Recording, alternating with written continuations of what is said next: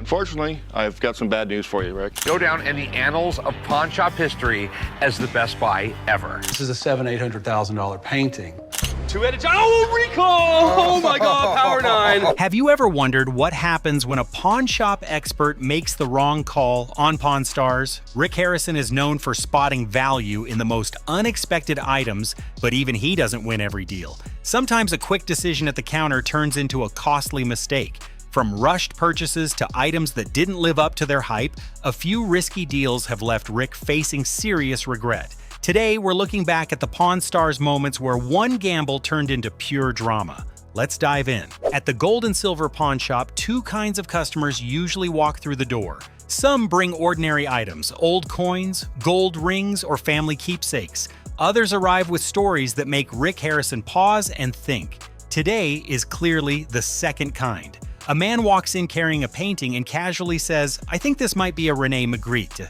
That may not sound dramatic at first, but Magritte's works have sold for millions at major art auctions. So Rick does what he always does when something seems too good to be true. So I have a customer in the store with a painting that he says is painted by René Magritte. This thing actually might be real. So I called in my art guy. I'm gonna have him take a look. And I got my fingers crossed. Rick brings in an art expert to take a closer look, and the very first reaction is already interesting. Wow, René Magritte.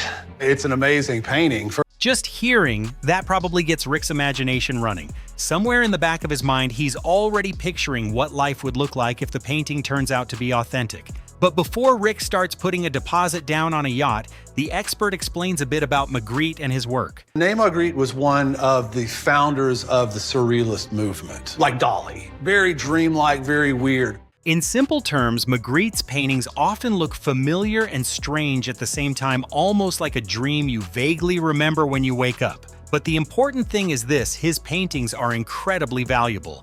And as the expert studies the piece more closely, the early signs seem promising. This is a very early painting. You can tell just by the smoke damage that's on it. Very typical of that time, everybody smoked. This hung for a very long time somewhere. The painting style is very, very him. The signature is perfect. At this point, Rick is probably starting to feel a little excited. But if you've watched Pawn Stars long enough, you know that whenever things sound too good, there's usually a but. And that but comes pretty quickly. But it's always a risk. Forgers aren't stupid. In other words, yes, the painting looks convincing, but the people who create high-end forgeries can be incredibly skilled. Then the expert delivers the real complication. The bad news is my opinion means nothing. The only opinion that matters is the René Magritte Committee in Belgium. Which means if Rick truly wants to know whether the painting is real, it has to be sent to Belgium, where the Magritte Committee will make the final decision. And if they confirm that it's authentic, one state of being, it's worth nothing. The other state of being, this is a $700,000-800,000 painting. But yes, you heard that right. This painting could be worth $700,000 to $800,000. But if the committee says it's fake, its value drops straight to zero, not discounted, not reduced, just zero. Now Rick has to decide what to do. He could walk away from the deal, or he could take a gamble. I'll give you 10 grand and I'll take all the risks. Or I will spend all my money, I'll take it to Belgium, I'll do everything for it, and if it turns out it's real, I'll give you 400 grand. In short, Rick is willing to pay $10,000 right now and take on all the risk himself. If the painting is fake, Rick loses money. If it's real, Rick hits the jackpot. I think I'll do the 10 grand. We got a deal. Thanks. I'll meet you right over there. We'll do some paperwork. All right, thank you. And just like that, Rick places a $10,000 bet on a painting that no one can fully confirm yet. If you've ever wondered what a $10,000 lottery ticket feels like, this is probably pretty close. Rick sends the painting to Belgium for authentication and later travels to Europe to receive the verdict. In his mind, there's only one possibility he wants to hear. If the painting is real, this could become one of the most legendary purchases in Pawn Stars history. This could go down in the annals of pawn shop history as the best buy ever. Eventually, the letter from the Magritte Committee arrives. A single sheet of paper, but it decides everything. Dear Richard Harrison, the committee met yesterday and is of the opinion that the work presented is not a work by René Magritte. Thank you. And just like that, and the story ends. The painting is not a Magritte. It sucks losing $10,000, but it's Rick has just lost $10,000, and the painting he hoped might be a $1 million masterpiece turns out to be nothing more than a convincing imitation. But if there's one thing Rick Harrison understands after years in the pawn business, it's this. in my business, you got to take risks sometimes. I took a risk, and it didn't work out for me.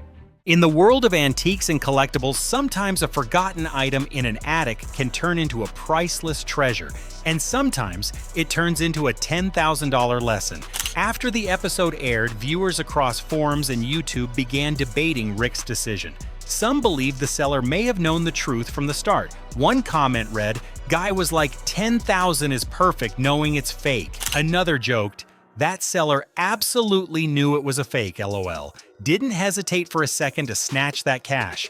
Either way, the story perfectly reflects the reality of the pawn business. Sometimes a gamble turns into a fortune, and sometimes it simply becomes another lesson in the unpredictable world of collecting. Are you ready for this next deal? This time, we follow Chumlee into a transaction that carries a serious amount of risk. Today, a customer walks into the shop holding a small box, a Magic the Gathering deck, but not just any deck. How you doing? Good, how you doing? You know what that is? A beta Magic the Gathering starter deck? Yes, it Wow. I'm kind of in awe right now. This is something that you don't see every day, if ever. To someone unfamiliar with Magic, it may look like just an old box of cards. But in the trading card world, a beta Magic the Gathering starter deck carries serious value. Printed in the early 1990s with limited supply, each sealed deck holds 60 random cards, including 2 rares collectors hope might be extraordinary. What I know about it is when you open them, there's pretty much commons, uncommons, and rare cards, and there's 2 rare cards inside of it. Okay. That's really the mystique of a sealed deck like this, is you don't know what's inside. And The seller has been chasing decks like this online for quite some time. He bought them hoping that one day he'd open something incredibly rare, the kind of card that could completely change his luck.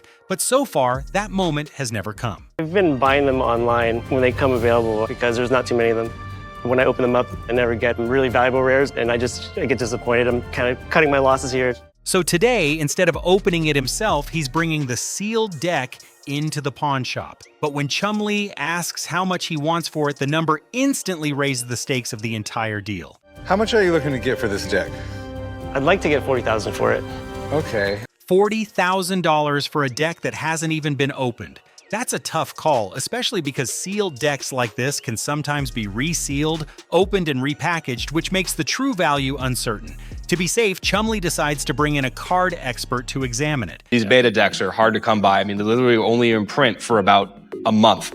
I mean, this is the kind of stuff that dreams are made of in Magic the Gathering.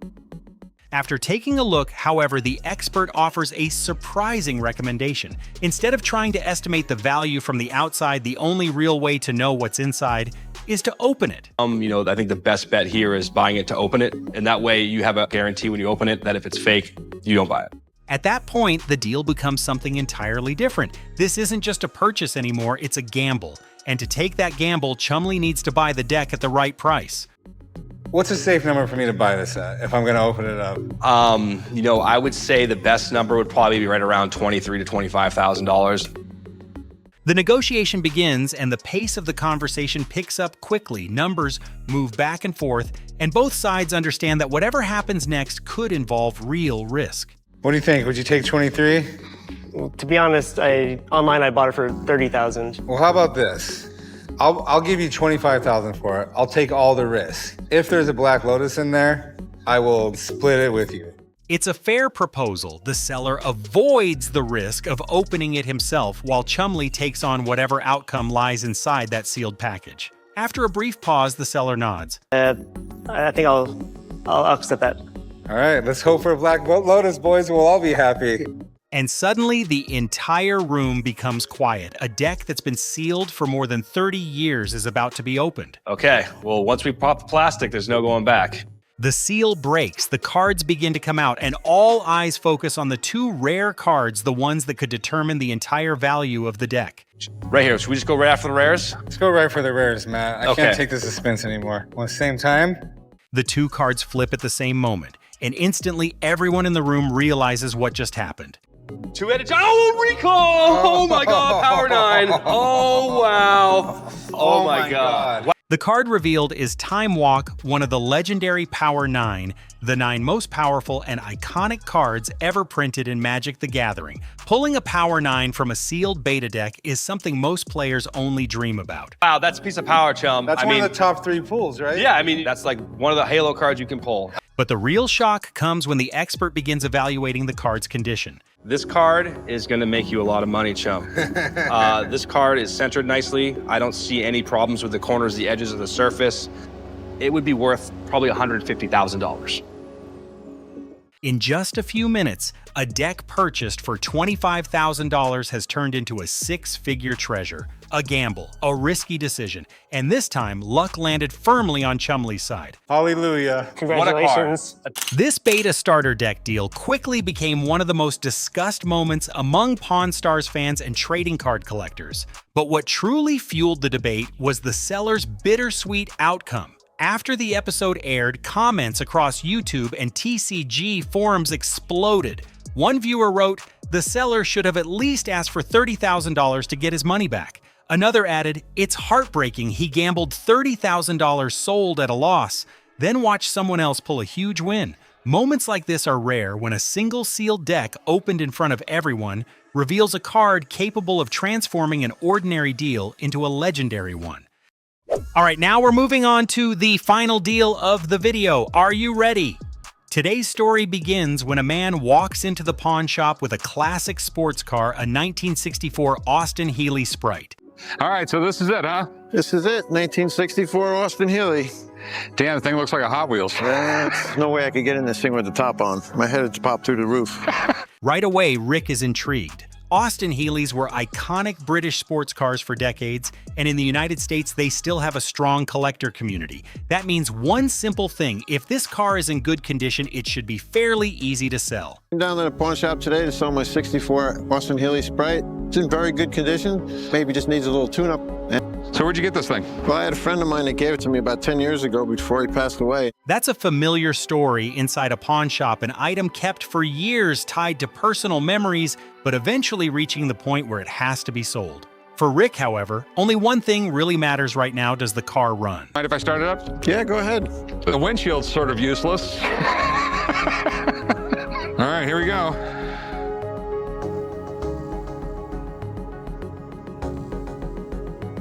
And nothing. Thought you said this thing ran. Drove down here and battery might have went dead. The car doesn't start. That's usually the moment when many buyers immediately step back, because with classic cars, a small problem can sometimes hide a much bigger one underneath. But Rick has seen cars like this before. Sometimes all they need is a quick carburetor adjustment or a fresh battery to get them running again. And then the negotiation begins. I'd like to get 10 for it. I've seen them go for way more than that. You know what? I mean, they might have a few years ago. I just don't see them bringing that money anymore. You know what, man? I give you $4,000 for the thing. It's really hoping to get 10. How about like 9? I mean, $4,000 is really it.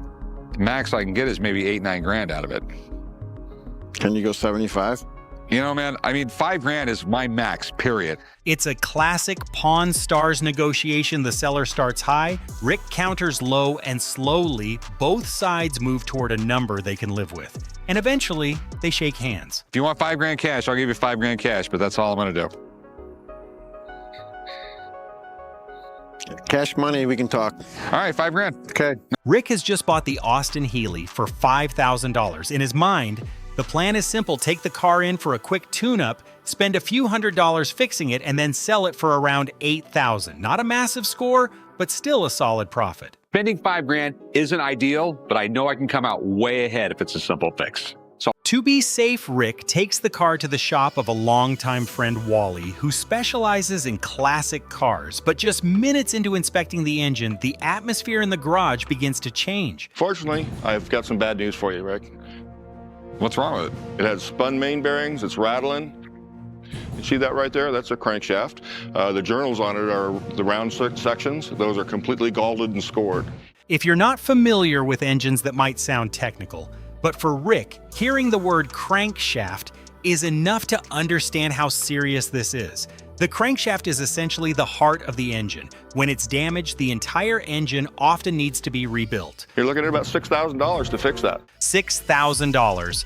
The repair would cost more than Rick paid for the car itself. At that moment, his simple plan to make a quick profit is practically gone. Figured, let's tune it up and then, spend $300-400 and sell it for $8,000. Instead of a small repair, Rick now faces a tough choice: spend thousands rebuilding the engine, or sell the car as is and take a loss. But before making that decision, there's one thing he knows he has to do first: go back to the shop and tell the old man. Hey, Pops, I got some bad news about that Austin-Healey. I don't like bad news. It needs a new engine, and We're screwed. Let it go. You screwed up. End of story. After the episode aired, the deal quickly sparked debate among viewers. Some fans suggested the seller may have intentionally prevented the car from starting, possibly by disconnecting the battery, so Rick wouldn't hear the engine and discover the serious internal damage. And this time, that tiny Austin-Healey that looked like a toy car turned into a $5,000 mistake right in front of Rick Harrison. And that's the reality of the pawn business. Sometimes a gamble turns into a fortune. And sometimes it becomes an expensive lesson. From a fake Magritte painting to a risky car purchase, even Rick Harrison doesn't win every deal. If you enjoyed this story, don't forget to like the video, subscribe to the channel, and leave a comment telling us which deal shocked you the most. And stay tuned for more unbelievable Pawn Stars moments.